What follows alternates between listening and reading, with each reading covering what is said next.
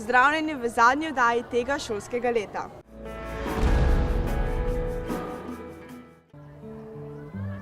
Najprej si oglejmo, kaj vse se je to šolsko leto dogajalo na naši šoli. Vsako leto se na naši šoli ogromno dogaja.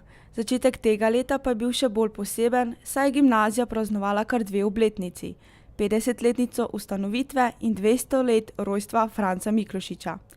To priložnost smo obeležili z različnimi prireditvami. Dijake je zabaval Lado Bizovičar v glasbeni prireditvi Slovenska muska od A do Ž.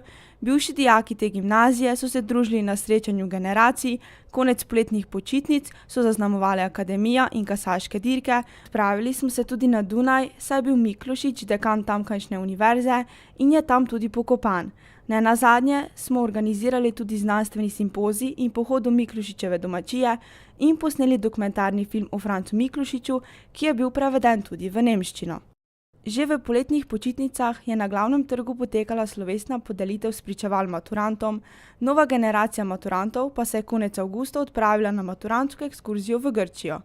Septembra smo šolsko leto pričeli s krstom in socializacijskimi dnevi prvih letnikov, potem pa z vso resnostjo zakorakali v aktivno šolsko leto. Imeli smo narodno in mednarodno izmenjavo in kakor vselej potovali po vsej Evropi.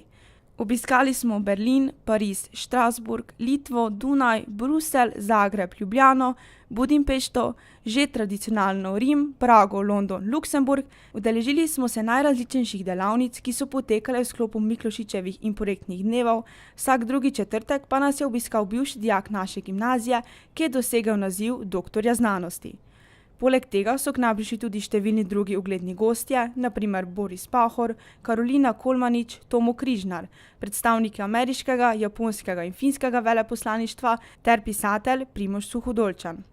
Odlične rezultate smo dosegali na vseh področjih, naravoslovnem, družboslovnem, ne manjka nam niti govorniškega talenta, saj smo zmagali na simulaciji Evropskega parlamenta in nagrada nas je popeljala v Strasbourg. Sodelovali smo tudi na MEP-u in v projektu ICE. V februarju smo pripravili dobrodelno prireditev GFML se predstavi in osnovnošolcem približali našo šolo prek delavnic Znanje za mlade in informativni dnevi. Maturantje so zaplesali na maturantskem plesu, maja pa so predali ključ šole 3. letnikom. V začetek težko pričakovanega poletja smo zakorakali s kulturnim maratonom. Maturanti so že zaključili z maturitetnimi izpiti, mlajše generacije pa smo se zabavali na sproščenih delavnicah, ki smo jih okronali z razrednimi nastopi in pikniki.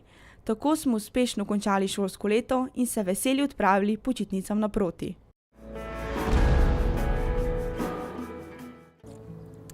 Dijaki ta dan pričakujemo vse leto.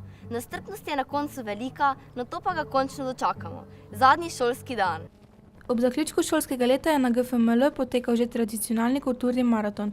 V sklopu tega so se dijaki udeležili delavnic in požali tudi taborjenja pri Miklošičevi domačiji, prav vsi pa so dali vse od sebe v tekmovanju med razredi.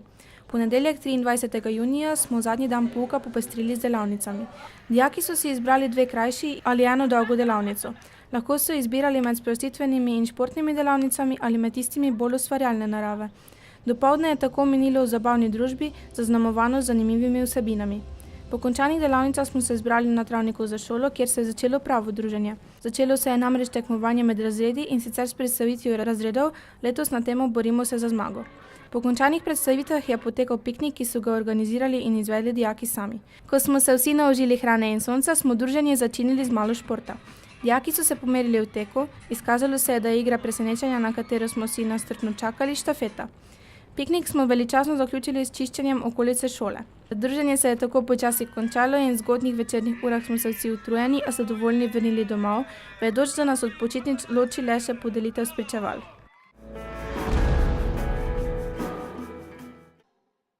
Na uradni zadnji dan pouka smo na GFML že tradicionalno pripravili slavnostno prireditev ob dnevu državnosti, na katero smo kot slavnostno gostjo letos povabili uspešno slovensko športnico, taekwondoistko Nušo Rajher.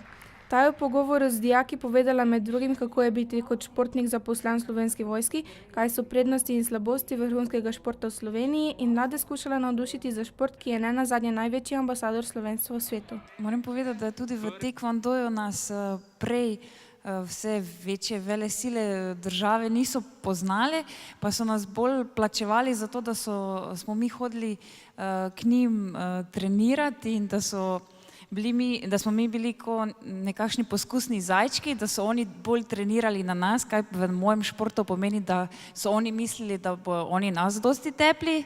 V resnici pa je bilo tako, da so na začetku nas res kar dosti premagovali, potem pa zaradi tega, ker smo mi toliko bolj trenirali in zaradi tega, ker so v naših klubih res dela mogoče samo na 5-6 tekmovalci, ne tako v Koreji, ko jih imajo po klubih po 1000 tekmovalcev, sedaj pa smo jih mi začeli premagovati in sedaj dobro vejo, kje je Slovenija.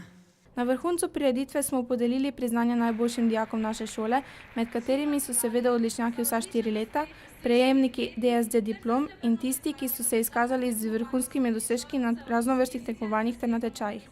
Nagrado pa je prejel tudi ravnatelj Zvonko Kustec, saj je v preteklih letih več kot odlično vodil gimnazijo, za kar so ga odlikovali tudi s priznanjem primus. Dogajanje v športni dvorani so popestrile glasbeno-pevske točke dijakov in nastop šolskega pevskega zbora. Počitnice pa nas je pospremil videospot pesmi Happy, ki smo ga posneli na šoli. Dijaki smo kljub bližanju poletja v mesecu juniju vseeno ostali aktivni. Sredo 11. junija je v Šicu potekal naravoslovni dan za otroke iz okoliških vrtcev. Dijaki drugega letnika predšolske vzgoje smo na ta dan svoje znanje in izkušnje iz naravoslovja strnili v zanimive delavnice, ki smo jih skušali na pester način približati predšolskim otrokom. Z otroki smo tako izvajali 4 različne dejavnosti. Preprosto izdelovanje kreme, poskuse s svečo, merjenje sladkorja v pijačah in kemijske rakete. Otroci so prišli v 2 velikih skupinah. Ena skupina je prišla ob 9, druga pa ob 11. Po zanimanju in nasmejanih obrazih sodeč so se naši gostje na ta dan nadvse zabavali. Dijaki pa obogateli za eno izkušnjo več. V petek 13. junija smo dijaki prvih letnikov predšolske vzgoje obiskali vrtec Stročja vas. Tja smo se odpravili peš, spremljala sta nas profesorja Danijel Berden in Mojca Vizjak. V vrtcu so nas prijetno sprejeli ravnateljica Mateja Leskovar, vzgojiteljica Marica Fijavš in otroci, ki so se nam predstavili z žabjim orkestrom.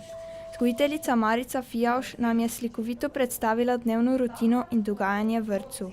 Po predstavitvi smo si ogledali notranje prostore vrtca in se z otroki igrali na igrišču. Na domačiji Franca Miklošiča v Radomerščaku je v soboto 14. junija potekala prireditev ob 3. krajevnem prazniku krajevne skupnosti Železne dveri. Začela se je ob 10. uri, ko so na domačijo prišli tudi številni udeleženci Miklošičevega pohoda. Zbrane goste so pozdravili in nagovorili predsednik krajevne skupnosti Marjan Pihlar, županja občine Ljutomer, magistra Olga Karba, veleposlanik Republike Slovenije na Dunaju dr. Andrej Rahten in predsednik društva Varuhi viteza besede gospod Aleš Arih.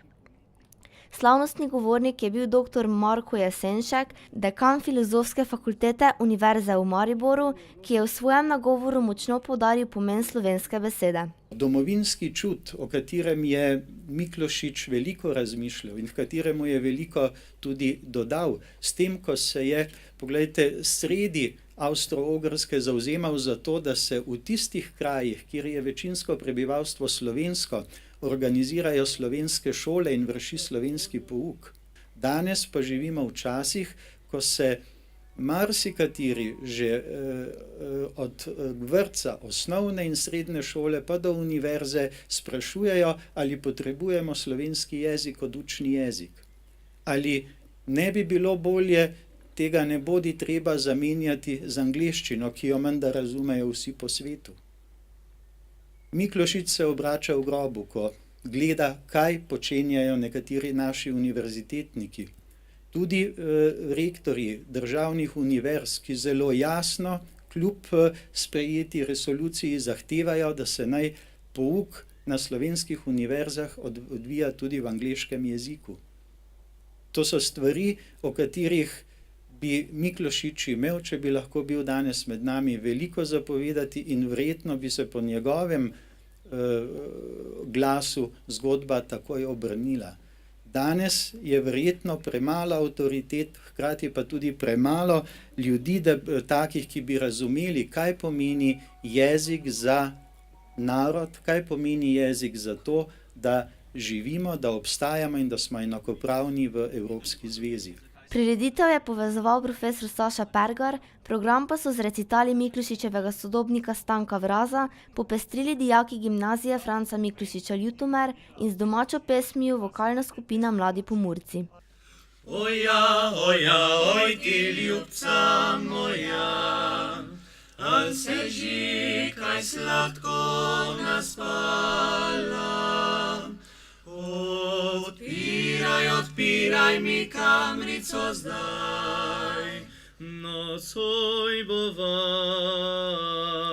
slovo je mala. Oh, kaj pa si prišel ti k men po slovu, saj nisem ničega storila. Saj bila sem zmerom le tvoje dekle, le tebe sem zvisto ljubila. Ljubila si me, pa me nisi zares, si zraven še druge štimala. Oh, koliko noči sem pod okencem stal, al ti si pa z drugim kramljala. Oh, zdaj pa nič več tako, odrežal bom tuje dežele, kjer ptički prepivajo, kratek čas delajo, tam je pa moje veselje. Kjer ptički prepivajo, kratek čas delajo, ah, tam je pa moje veselje. Kulturnemu programu je sledila zaseditev potomke najstarejše vinske trte na svetu. Na kratko jo je predstavil gospod Stane Kocutar, v rodovitno prleško grudo pa so jo zasedili predsednik krajevne skupnosti Železne dveri Marjan Pihlar, ravnatelj gimnazije Franca Miklošiča Ljutomer Zvonko Kustec, županja občine Ljutomer magistra Olga Karba in predstavnik Evropskega viteškega reda vina in skrbnik novo zasajene trte Miro Vavpotič, ki je tudi lastnik Miklošičeve domačije, za katero zelo zgledno skrbi.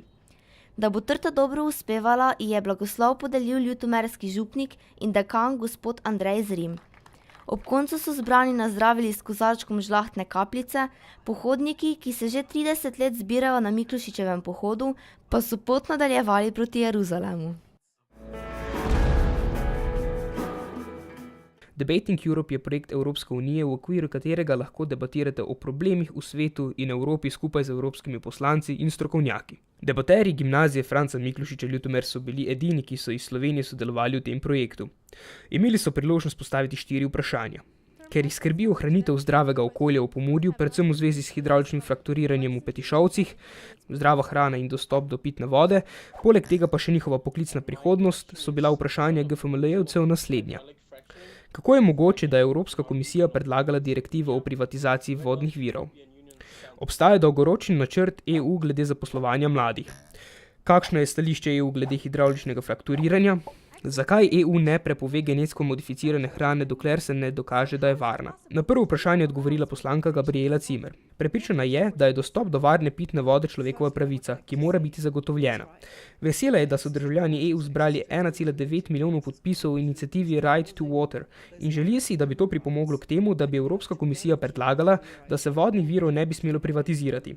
Na drugo vprašanje so odgovorili 3 poslanci. Laszlo Andor, evropski komisar za poslovanje, socialne zadeve in vključevanje, je govoril o programu Youth Guarantee, ki naj bi ponujal kvalitetne službe za mlade v roku 4 mesecev po opravljeni diplomi po celotni EU. Poslanka Gabriela Cimer je govorila o investicijah v lokalno ekonomijo. Liberalni demokrat Michael Tower pa vidi rešitev problema nezaposlenosti mladih v povečanju konkurenčnosti. To bi pridobili z izboljšanjem tehničnih kapacitet, transferom tehnologij in novimi firmami. Ole Schmidt, liberalni demokrat, je v odgovor na tretje vprašanje izjavil, da je glasoval proti hidravličnemu frakturiranju. Ker pa cene energije v EU naraščajo, ima EU resen problem s konkurenčnostjo, poleg tega pa je odvisna od Rusije in misli, da EU rabimo skupno energijsko politiko. Na vprašanje o genetsko spremenjeni hrani je odgovorila škotska poslanka Catherine Stiller, ki meni, da je bila EU v primerjavi z ZDA glede gensko spremenjenih organizmov že od sedaj dosti bolj previdna. Evropsko unijo skrbijo dolgoročne posledice uporabe gensko spremenjenih organizmov in takšno politiko bo tudi nadaljevala. Odgovori na vprašanje GFML-jevcev so zbudili kar precej komentarjev evropskih državljanov. Celotne odgovore si lahko ogledate in se vključite v debato na Debating Europe School Slovenije.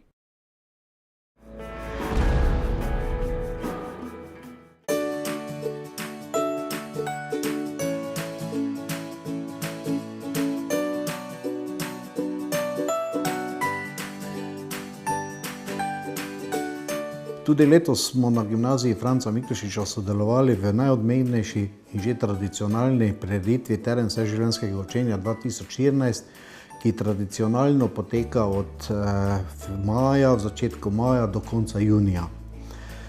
Projekt seveda usklajuje Andragoški center Slovenije in vanj so vključene pravzaprav vse pomembnejše ustanove od skupin do posameznikov. Mi kot gimnazija smo 6. leto sodelujemo kot območni koordinator in 3 leta že kot izvajalec. Letos, v tem letošnjem letu je z nami sodelovalo preko 22 partnerjev, sicer predvsem iz desnega brega, se pravi iz Prlekije. To so pa bile predvsem tisti, ki so najbolj poklicani za vseživljenjsko učenje, kot promotorji, vrtci, osnovne šole, društva, občine, pa tudi moram reči posamezna podjetja, ki nekako skrbijo za promocijo in prepoznavajo znanje kot eno izmed vrednot tudi poslovanja. V naši tej koordinaciji je bilo letos izvedeno preko 190 prireditev.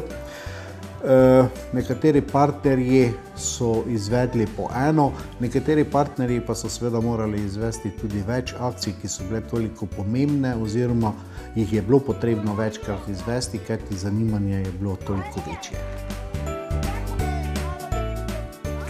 V vrtcu Ljutomer smo že od kar nekaj let vključeni v projekt Tedna vseživljenjskega učenja.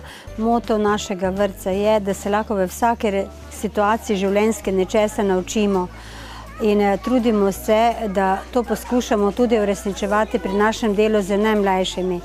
Prav zato smo se tudi že pred leti odločili in organizirali medobčinsko likovno kolonijo. Letos je že 16. po vrsti tukaj v vrtcu v Gresovčaku. Smatramo, da lahko z medsebojnim druženjem, spoznavanjem tako odrasli kot otrok se veliko naučimo in otroci lahko potom tega srečanja tudi pridobijo nove izkušnje, tako na likovnem področju, socialnem in še kakšnem. Prav vsi zaposleni se tudi izobražujemo vsak svojega delovnega področja, prepričani pa smo, da kot učeča se skupnost lahko v vsaki življenjski situaciji ali delovni situaciji osvojimo kakšno novo znanje, veščino, si pridobimo kakšno novo izkušnjo in to poskušamo tudi prenesti na naše najmlajše, ki so vključeni torej v naš vrtec. Mi kot gimnazija pa smo seveda se posebej potrudili in v tem 2 mesecih izvedli preko 40 prireditev in to različnih, ki smo jih tudi večino večkrat ponovili. Tudi osnovna šola Mala nedelja in vrtec Mala nedelja smo se tudi letos, tako kot prejšnja leta, odločili, da sodelujemo v projektu TVU. Kaj nam ta projekt prinaša? Vsaka dejavnost, vsak projekt, ki ni izvedba klasičnega pouka, je za otroke vedno nekaj novega, zanimivega, ustvarjalnega. Večina delavnic, večina projektov, prireditev, proslav, ki smo jih v mesecu maju in juniju letos pripravili, so bile zelo dobro obiskane in tudi za učence zanimive, aktualne, pestre. Vse tako, kot sem že rekla, učencem vedno bolj prihaja ali je bolj všeč način neklasičnega pouka. Torej pouka, ki ni vezan na samo učilnico, ampak se dogaja tudi zunaj ali na igriščih ali v kakih drugih inštitucijah, drugačnih dvoranah, kot je pač klasična učilnica. Učenci veliko pridobijo na teh prireditvah in česar smo še posebej veseli je tudi to, da se tako v te projekte vključujejo otroci vrtca z svojimi starši, dedki, babicami, kakor tudi starši otrok, kateri prihajajo v šolo. To pomeni, da te prireditve ne ostajajo samo pri otrocih vrtca oziroma učencih šole, ampak gredo tudi širše, kajti starši so tisti, katere lahko z določenimi projekti ravno tako pritegnemo k sodelovanju ali si naredimo naprimer kako dejavnost, ki jo lahko kasneje nadaljujemo ali jo kakorkoli drugače razširjamo, in v tem sama vidim velik plus oziroma pridobitev. In če bi naprimer naredili anketo med učenci šole, sem prepričana, da bi vse te prireditve, ki smo jih v mesecu maju in juniju letošnjega leta pripravili, zelo pozitivno ocenili in dali visoko oceno, kar je verjetno tudi namen srečanj projekta, ki jih pripravljamo v sklopu TVU-ja.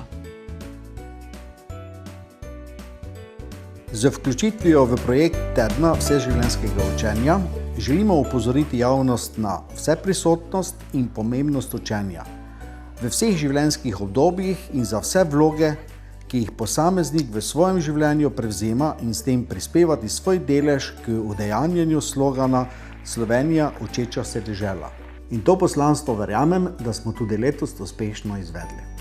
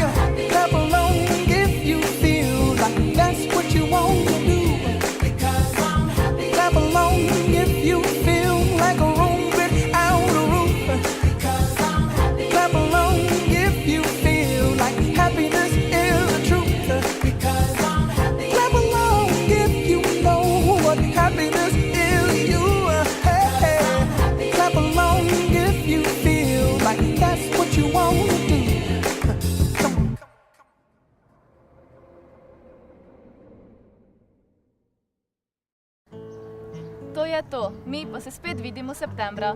Adijo!